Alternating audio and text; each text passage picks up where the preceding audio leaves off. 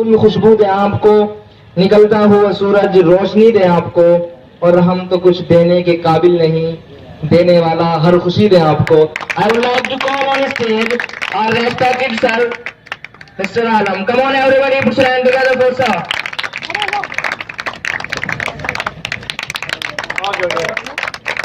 Thank you so much. Please sit down. Sit down, first of all सबसे पहले जितने भी स्टूडेंट हैं हमारे, उनका बहुत बहुत शुक्रिया कि उन्होंने बहुत अच्छे से बोलने की कोशिश की है। कुछ स्टूडेंट ने बहुत अच्छा बोला है और कुछ ने फर्स्ट टाइम यहाँ पे जो बोला है अच्छे से बोलने की कोशिश की है। लेकिन छोटी बच्ची ने भी बोला है, अच्छा बोला है। और जहाँ तक अगर मैं बात करूँ आप लोगों में से किसी की, अगर आप यहाँ पे आके बोलेंगे ना तो आपकी हवा निकल जाएगी 101%, ये गारंटी के साथ कह रहा हूँ।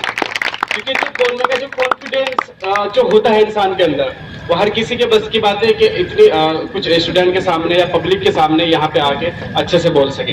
इंसान जो ऐसे काबरा होता है उसमें, मैं स्पेशली आपको नहीं कह रहा हूँ मिस्टर, स्पेशली आपको नहीं कह रहा हूँ, सभी को बोल रहा हूँ मैं, कभी आप ऐसा समझे कि यस। तो जब यहाँ पे इंसान खड़ा होता है तो ऐसे ऐसे काबरा होता है, पता है आपको, कॉन्फिडेंस और आपने जो लर्न किया होता है, जो आप बोलने वाले होते हैं, वो भी माइंड से फॉरगेट हो जाता है। एनीवे, वक्त सबको मिलता है जिंदगी बदलने के लिए, लेकिन ये जिंदगी दोबारा नहीं मिलती वक्त बदलने के लिए। गाइस, हर एक इंसान के माइंड में अपनी एक ख्वाहिश होती है। हर एक इंसान अपने आप को एक प्लेटफॉर्म, एक हाईएस्ट पोजीशन पे देखना चाहता है। कोई एज ए डॉक्टर देखना चाहता है, कोई अपने आप को एज ए इंजीनियर देखना चाहता है, कोई अपने आप को एज ए साइंटिस्ट देखना चाहता है। आई मीन टू से, हर एक इंसान की अपनी एक ख्वाहिश होती है। कोई अपने सोसाइटी को चेंज करना चाहता है, कोई अपने पेरेंट्स के कारोबार को, बिजनेस को आगे बढ़ाना चाहता है, कोई अपनी लाइफ में कुछ नया करना चाहता है। हर एक इंसान की अपनी एक ख्वाहिश होती है, और वो जो ख्वाहिश होती है उसको पूरा करने के लिए, वो जो ख्याल होता है हर एक इंसान के माइंड में, उसको अमली जामा पहनाने के लिए एक इंसान अपनी जिंदगी में मेहनत करता है। और वो जो मकसद है, अपना मकसद है, उसको डेडिकेट करता है, उसके लिए अपना टाइम, अपना माल, अपनी जान, अपना सब कुछ, ताकि वो अपने उस मकसद तक पहुंच सके, उस मंजिल तक पहुंच सके जिस चीज को वो अचीव करना चाहता है, जो अपने गोल को अचीव करना चाहता है, ताकि वो सेटिस्फाई हो सके अपनी जिंदगी में। और ये जो सेटिस्फिकेशन है इंसान को खुद से नहीं, इसी को कामयाबी कहते हैं। ये जो सेटिस्फाइड हो जाता है इंसान खुद से अपनी जिंदगी में, इसी को कामयाबी कहते हैं। आपने कभी अपने आसपास ऐसा देखा होगा, जो कुदरत है, जो नेचर है, हम सब नोट करते हैं। मैं सिंपली आपसे ये सवाल पूछना चाहता हूं, क्या आपने कभी ऐसा देखा है कि एक पौधा होता है, एक पेड़ होता है, बड़ा पेड़ होता है, और वो स्लोली छोटा होता चला जाता है, छोटा होता चला जाता है, और लास्ट में आगे सिर्फ 2 फीट का रह जाता है। क्या आपने कभी ऐसा देखा है? क्या आपने कभी ऐसा देखा है कि एक बच्चा पैदा होता है और वो पैदाइशी बाबा होता है, वो बड़ा होता है, बुजुर्ग होता है, पूरा इंसान पैदा होता है, और वो स्लोली फिर जवान होता है, और फिर थोड़े कुछ टाइम के बाद वो एक बच्चा बन के रह जाता है। क्या आपने कभी ऐसा देखा है? नहीं देखा होगा, क्योंकि कभी ऐसा होता नहीं है। जो कुदरत है, जो नेचर है, वो एक प्रॉपर्ली डिसिप्लिन और ओबीडियंस के साथ में चल रही है, एक सिस्टम के साथ चल रही है। और ये जो सिस्टम है वो पीछे की तरफ नहीं, आगे की तरफ चल रहा है।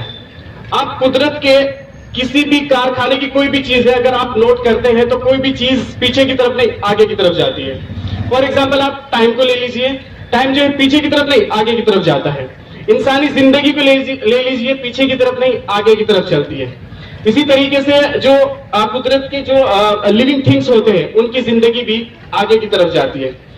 इसी तरीके से जो हमारी जो ग्रोथ है, फिजिकल ग्रोथ है, फिजिकल ग्रोथ के साथ साथ जो मेंटल ग्रोथ होती है, वो भी आगे की तरफ जाती है। जब हम छोटे बच्चे होते हैं, जो हमारा दिमाग होता है, मेंटल हमारी डेवलप होती है, तो वो छोटे लेवल पर होती है।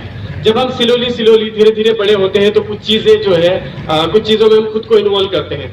देन उसके बाद जो है हमारे ऊपर कुछ रिस्पॉन्सिबिलिटी बढ़ती चली जाती है, और हमें चीजों से एक्सपीरियंस मिलने लगता है। फॉर एग्जाम्पल, जो हमारे पेरेंट्स का जो कारोबार होता है, बिजनेस होता है, अगर हम उसे संभालने की कोशिश करते हैं या काम पे जाने की कोशिश करते हैं, तो वो हमारी जिंदगी में एक नया एक्सपीरियंस होता है। दूसरा है कि जैसे जैसे हम बड़े होते चले जाते हैं, जो हमारी मेंटल ग्रोथ है वो भी हमारे साथ साथ चलती रहती है।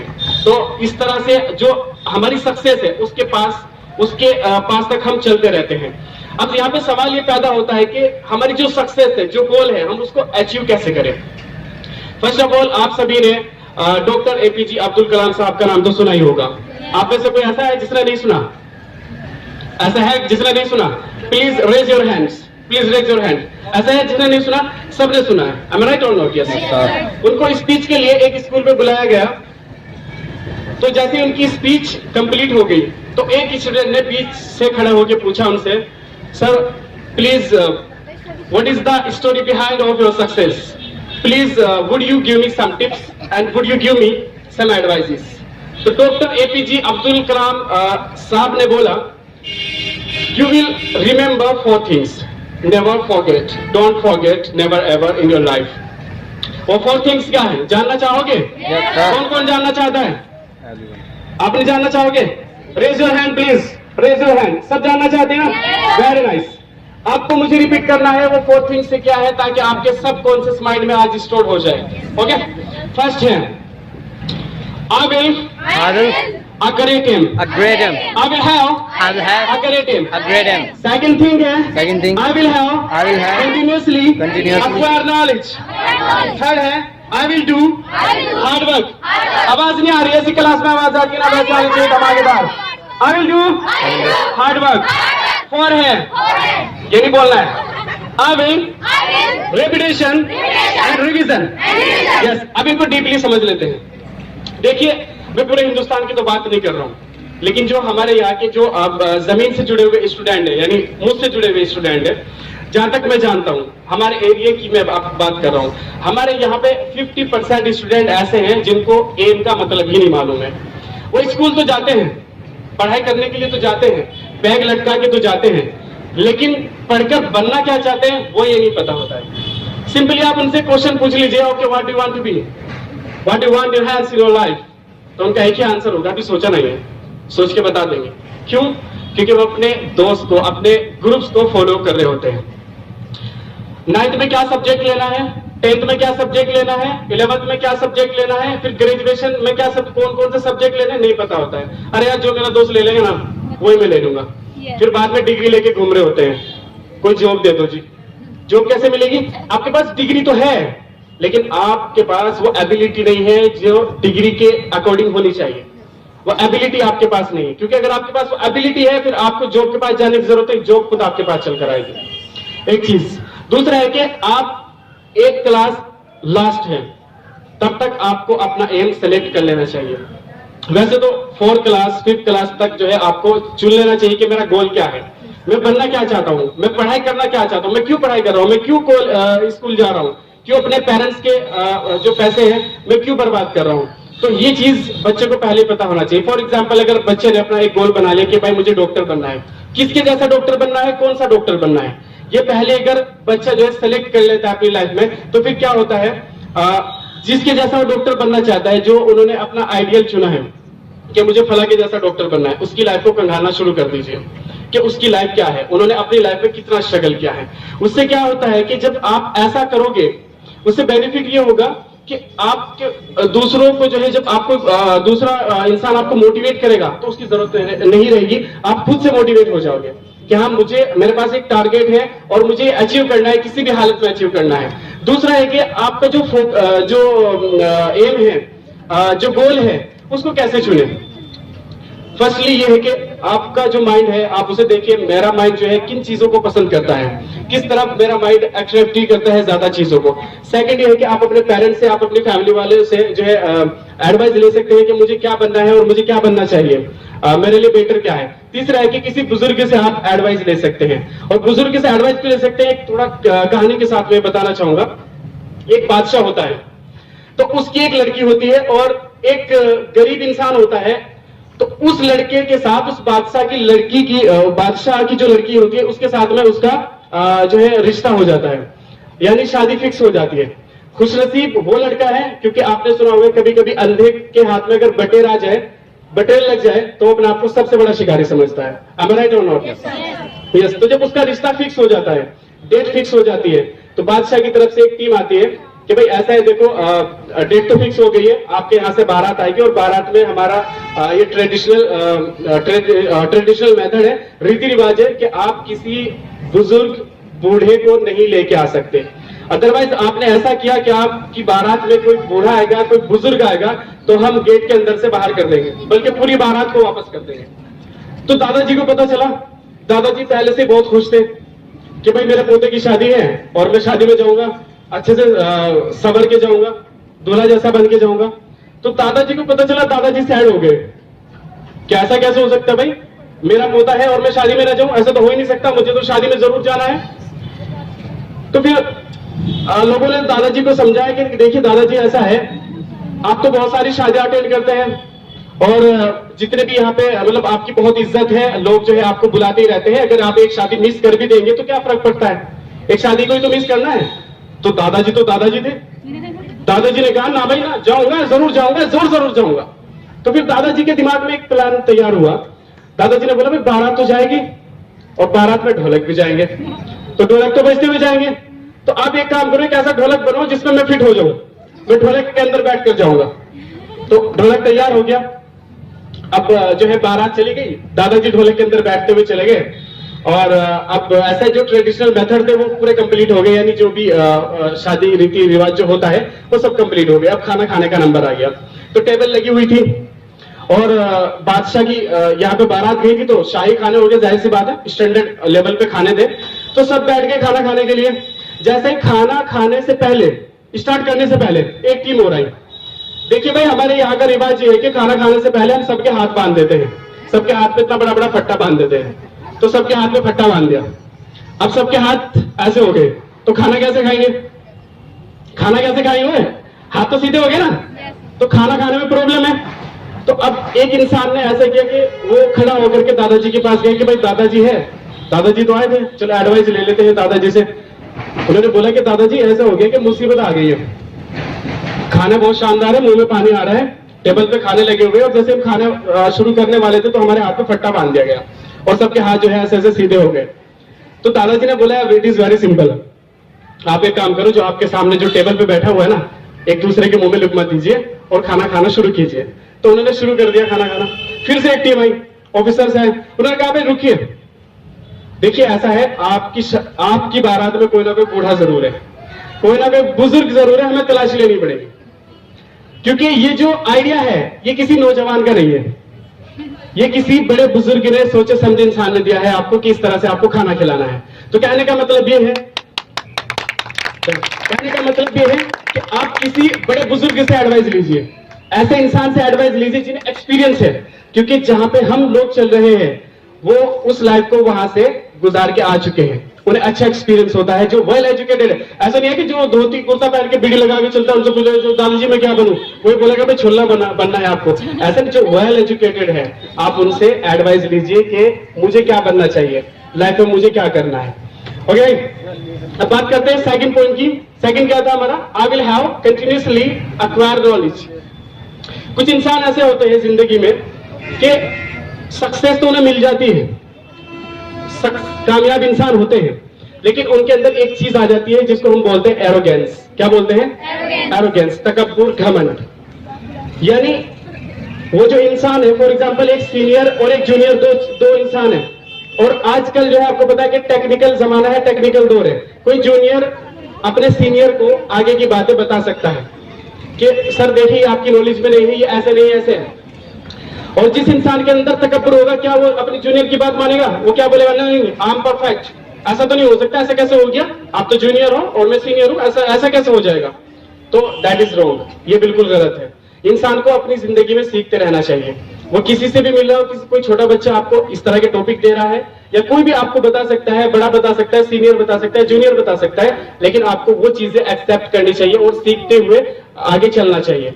आप जो है ऐसा नहीं बोल सकते यस आई एम परफेक्ट, आप परफेक्शन की तरफ जा तो सकते हैं, I am going towards perfection, वहां जा तो सकते हैं, लेकिन आप ऐसा बोलना गलत है कि यस आई एम परफेक्ट, क्योंकि आपने सुना होगा दुनिया में कोई भी परफेक्ट नहीं होता।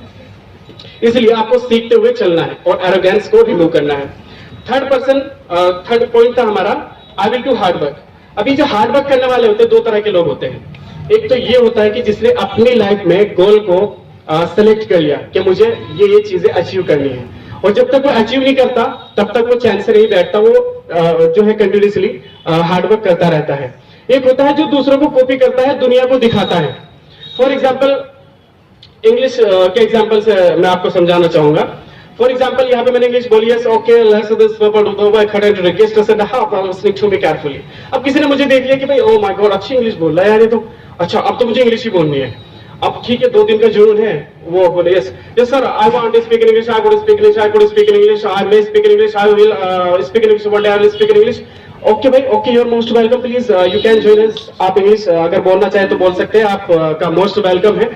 और जब जैसे उन्हें थोड़े से सेंटेंस दिए गए, थोड़े से वर्ड मीनिंग दी गई, अब उन्हें लगा यार इसको तो याद भी करना है, तो याद भी करना पड़ता है, मेहनत भी करनी पड़ती है। तो 2-3 दिन के बाद में वो आ जाता है I might speak in English. और माइट का आपको पता ही है, माइट यानी 20% में पहुंच जाता है। कहां पे था? I will, I must speak in English, I might speak in English. Must कहां है, विल कहां है और माइट कहां है? माइट यानी 20%। फिर वो बहाने बनाना शुरू कर देता है। तो बहाने किस तरह के हो गए? यार चलो ठीक है बाद में बोल लेंगे इंग्लिश, अभी ना कुछ दूसरा काम देख लेते हैं। तो किसी ने क्या खूब कहा है, कुछ ऐसा करो कि लोग कहे तो रहने दे भाई मैं करता हूं। इस तरह के लोग होते हैं जो 2 दिन वाले हार्ड वर्क होते हैं। ओके, तीसरा है I will do revision and repetition.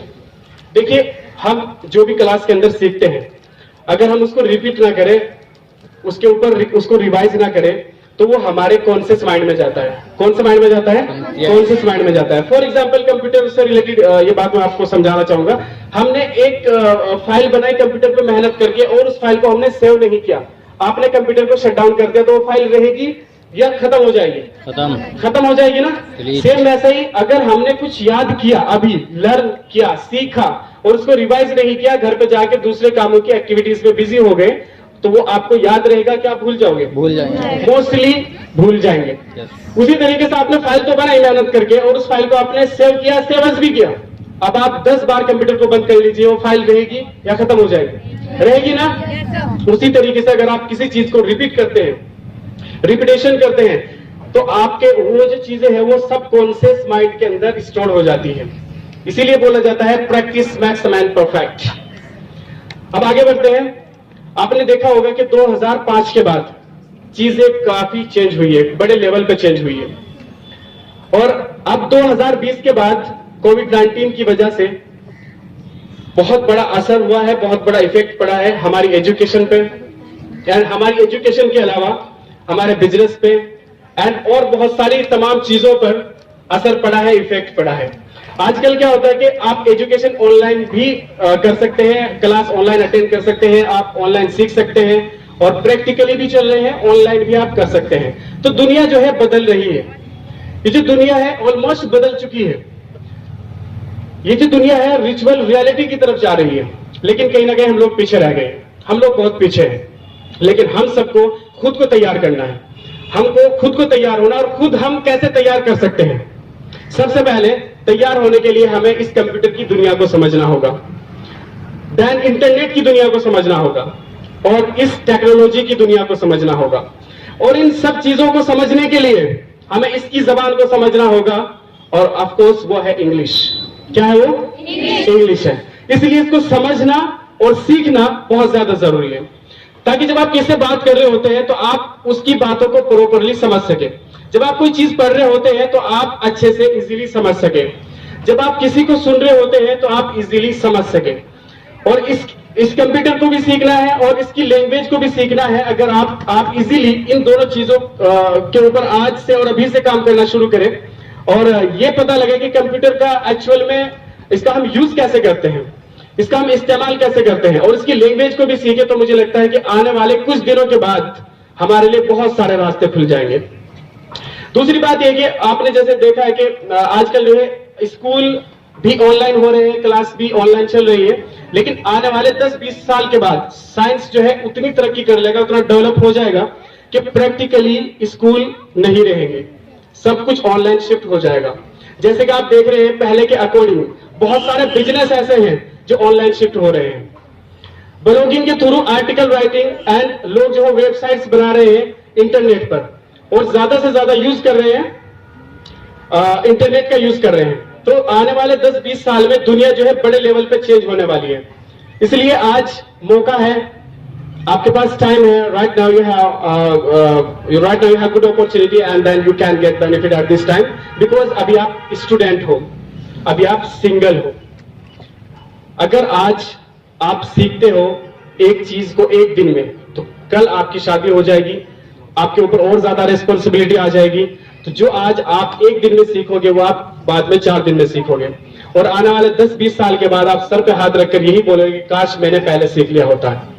इसीलिए किसी ने क्या खूब कहा है, अकेला इंसान बदलाव लाता है, अकेला इंसान बदलाव लाता है और शादीशुदा इंसान सब्जी लाता है। इसलिए प्लीज आप अपने टाइम को यूटिलाइज बनाइए, ओके गाइज, और सीखते रहिए, आप अपना टाइम वेस्ट ना करें। And thank you so much.